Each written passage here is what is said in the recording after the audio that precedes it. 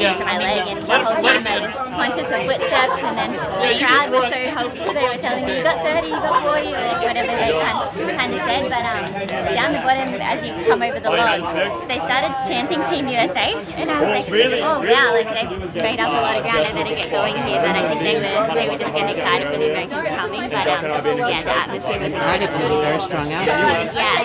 So she knows you know her. Yeah, she had a really good leg.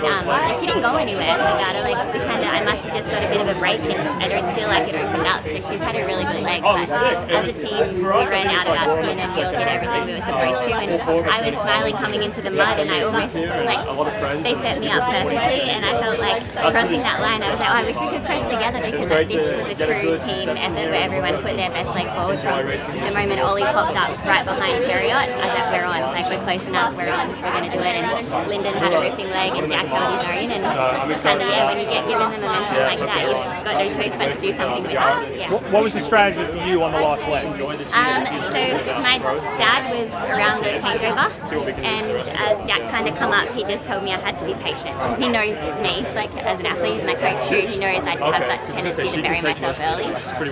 So the first kind of 60 seconds of running, I was very conscious of don't hammer it all now, and then just go to work after that. So I sort of had a few goes over that bumper yesterday, and I was like, if I can get to about the 60-second mark and then start my leg, that was kind of my plan, is turn it into a mile essentially rather than a 2K. Yeah. And a lot of women of your caliber would skip this event, middle distance Olympic medalist. Why do you like running this? Why do you want to run this?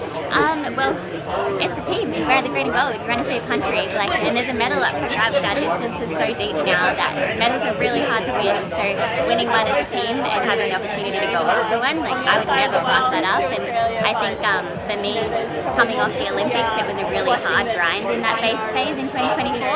But having this on the 10th of January of 2026, my base was so much better, because I was preparing for something that wasn't just about me. It was about the team and running for our country. And it just gave me something to work towards. So I really liked the timing of it. I really liked the chance that we could combine forces and really have a chance at a medal on the global stage. And I think even before our team was set, we knew that there was a chance of a gold. And in the 1500, that gold is so hard to come by. But it's just kind of making it a habit now and trying to make it a mindset that having a chance to go for it as a relay team, I'm not going to pass that up. So yeah. What percentage of your training leading up to it has been focused on indoors versus cross country, with a big indoor season coming up? I think when we're running a 2K, not much changed. I did my normal track prep. I did a few more hills than maybe normal, but I also think that coming into my 7th year as a pro, Dad probably had that planned anyway, as I'm stronger now and probably need to do a little bit more. So I probably did some more hills, but apart from training on the grass track instead of the synthetic track, nothing really changed in my base to get ready for this. And I'm excited tomorrow we start an indoor season. So yeah, I race in 2 weeks, but tomorrow we get a bit more specific for indoor. So yeah, it's been a fun way to break up this phase, knowing that I had a race pretty early. Yeah. How did this team come together? Are you calling Linden and Olli and saying hey, come do this with me? How did it come together? It was sort of when they gave the date to us. I reckon 12 months ago or 18 months ago we got the date, and I just sort of thought, oh, that'd be perfect at the end of 25 to kind of rebuild towards that. So I was always super keen, and then sort of as the chips have fallen together over the last 12 months, and Linden's running 356 every year like it's nothing, and Cam Myers was interested, and then Olli we can always count on to be fit. Dayton always has him ready, and then kind of having to make some changes and bring Jack in, knowing that he'd be super excited to run for us. I think it was just a perfect storm where we knew this existed, and then there was interest from some of our top athletes. So then our federation got behind it, and they kind of made decisions that kind of suited all of us to get out here and run hard. I just wanted to come and say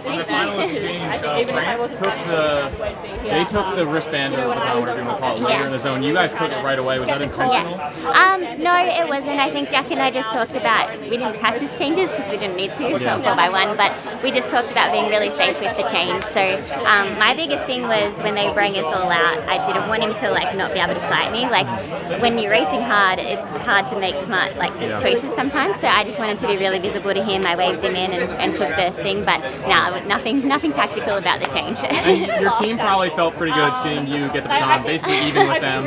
How are you feeling in that moment, just knowing, all right, the weight's on my shoulders, I got to close probably like a 2-second gap or so? I think it's almost easier to do something like that when it's for a team than it is if you're doing it for yourself. I think when you're doing it for a bigger purpose, you make smarter decisions, you make more calculated decisions because it doesn't just affect you. So I think it really helped. And if you watched me race on the track, I have a terrible habit of just going too hard too soon. That almost having that little lead to make up on France and make it up over that first 400, it helped me make my leg a bit smarter than maybe if I had it handed off in front and then just started going with the adrenaline. So yeah, I think we couldn't have asked for a different way to run the legs. I think everyone set us up perfectly. Were you hyped up watching Linden's leg? I mean, she ran a monster. I was hyped from the moment Olli come around the corner, and when they started to say Linden was on her way, I jogged up and then I saw her and I started counting in my head, and I was getting to 6, 7 and no one was coming, and I was like, oh, she's flying here. So she set us up so well, and I think we just had so much confidence in each other. I think we all knew that we were ready to do what we needed to do to put together the best 8K race, because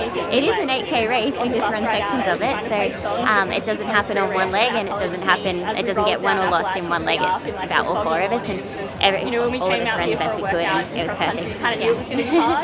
So I felt like I had Thank you.